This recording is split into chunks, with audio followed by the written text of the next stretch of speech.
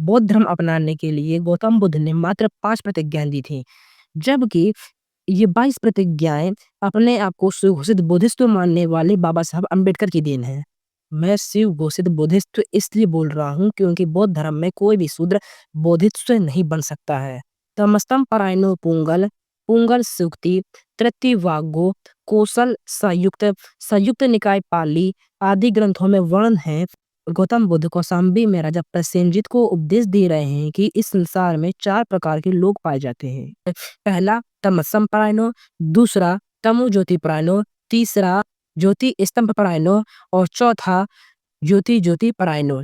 तमस्सम परायणो मतलब जो नीच कुल में, चंडाल कुल में, कुकस्य कुल में, निषाद कुल में या रतकाल कुल में, ये कुल ऐसे कुल हैं जहाँ पर लोगों को जीवन यापन के लिए भोजन भी बड़ी मुश्किल से मिल पाता है। यहाँ पर उत्पन्न होने वाले पुरुष बड़े ही दुर्बल होते हैं, अपंग होते हैं, बौने होते हैं, देखने योग्य नहीं होते और कुरूप होते हैं। ये शरीर से दुराचार करते हैं और मरने के बाद नरक में जाते हैं।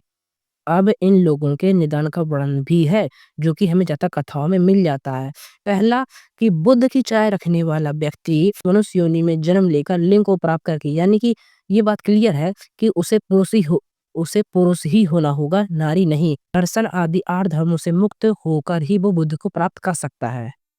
मनुष्य योनि के अलावा किसी अन्य योनि में बुद्ध बनने की कामना पूरी नहीं होती।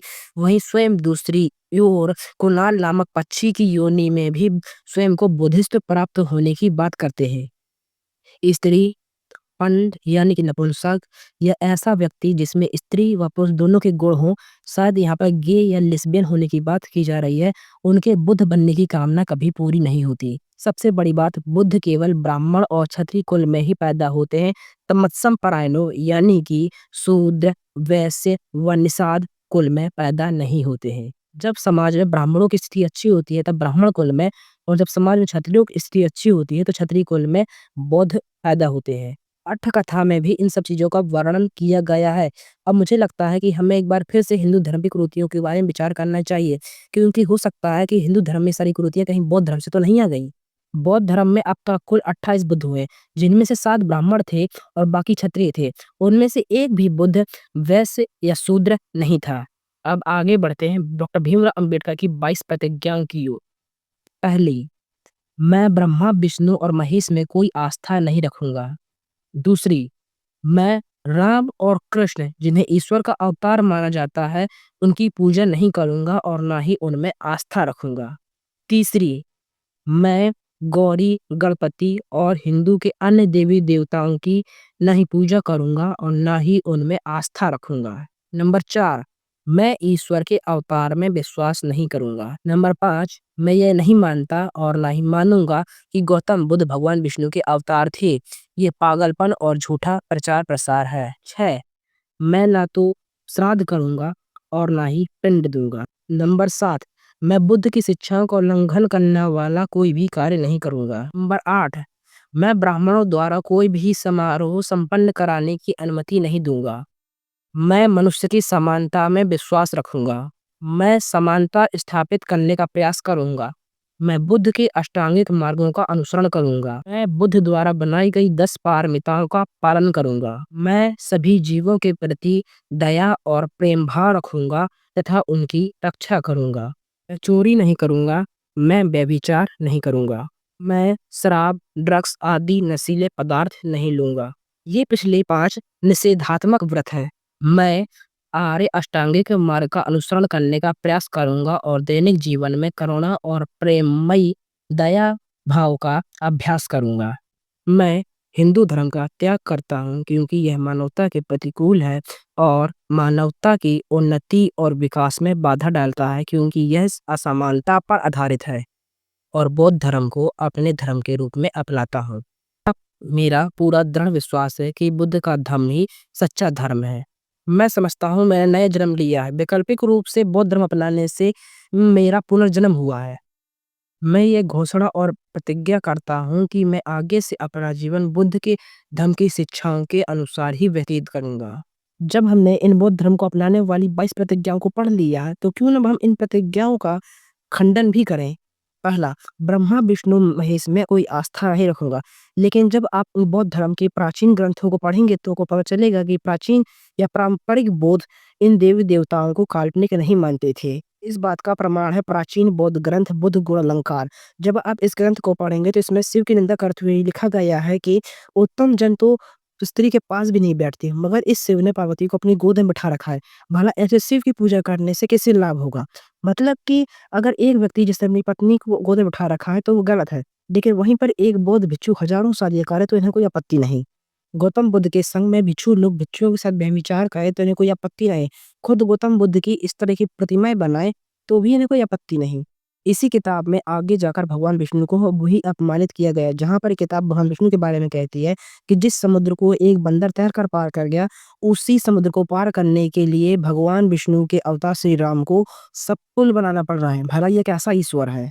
जबकि खुद के बारे में इनके ग्रंथ कहते हैं कि सम्राट अशोक का पुत्र महेंद्र 7 बौद्ध भिक्षुओं के साथ उड़कर लंका गया, जो कि अवैज्ञानिक है।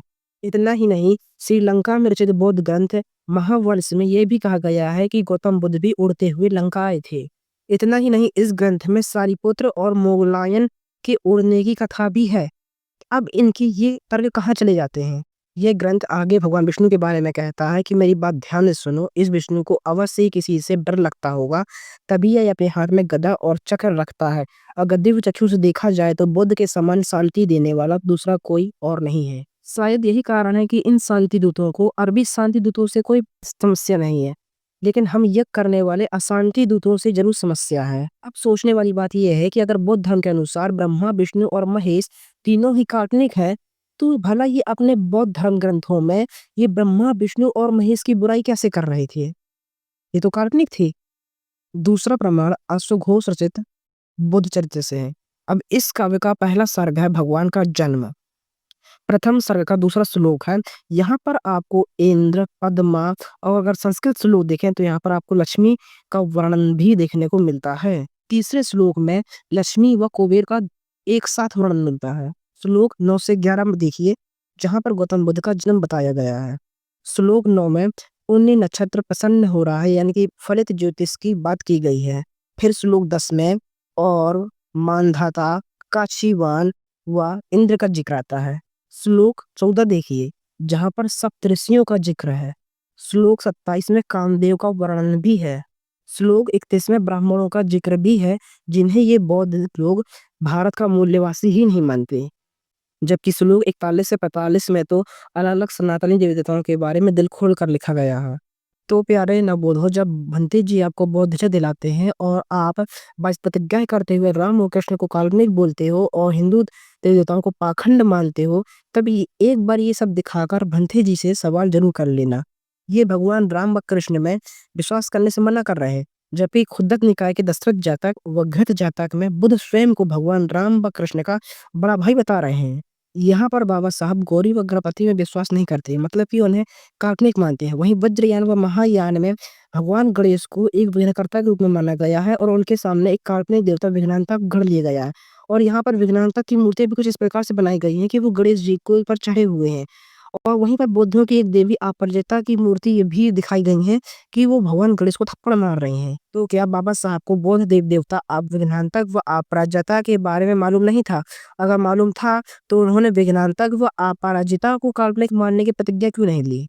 बुद्ध ने ना तो ईश्वर को नकारा है और ना ही स्वीकार किया है। बुद्ध के लिए ईश्वर निर्वचनीय है, अतः अम्बेडकर ईश्वर को मानने के लिए या न मानने के लिए स्वतंत्र है।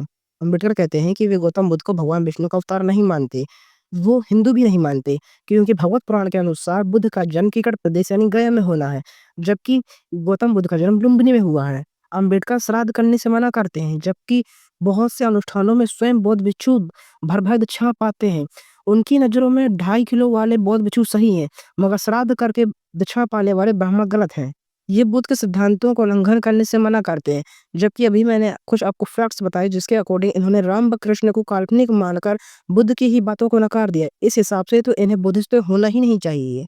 कह रहे हैं ब्राह्मणों के समारोह में नहीं जाएंगे, जबकि ये बौद्ध धर्म ब्राह्मणों का रचा ही गया है और सारे बौद्ध ग्रंथ भी ब्राह्मणों ने ही रचे हैं। इस हिसाब से तो सारे बौद्ध समारोह ब्राह्मणों के समारोह ही हुए। बाबा साहब कहते हैं कि सारे मनुष्यों के साथ समानता रखेंगे। तो ये समानता ब्राह्मणों के साथ कहाँ चली जाती है? आप ब्राह्मणों के समारोह में जाने से क्यों मना कर रहे हैं? बाबा साहब कहते हैं कि सनातन धर्म मानवता में भेदभाव करता है, जबकि अपनी ही पुस्तक शूद्र कौन थे में बाबा साहब लिखते हैं कि ब्राह्मण और शूद्रों के बीच विमर्शता का मुख्य कारण स्वयं शूद्र थे, जब शूद्र क्षत्रिय हुआ करते थे। और यहाँ तक कि ये बाबा साहब भी वर्ण व्यवस्था को सर्वश्रेष्ठ मानते हैं। बाबा साहब और नवबोध कहते हैं कि हिंदू धर्म भेदभाव करता है, लेकिन वहीं जब स्वयं बुद्ध कहते हैं कि बुद्धित्व केवल ब्राह्मण और क्षत्रिय पुरुष ही प्राप्त कर सकते हैं, शूद्र, निषाद, स्त्री व नपुंसक बुद्धित्व को प्राप्त करने के योग्य नहीं है, तब इन्हें भेदभाव नजर नहीं आता। इन सब बातों से ये सिद्ध होता है कि ये 22 प्रतिज्ञाएं एक राजनीतिक प्रोपेगेंडा है, जो बाबा साहब को भड़काकर स्वयं बुद्धों ने रची है।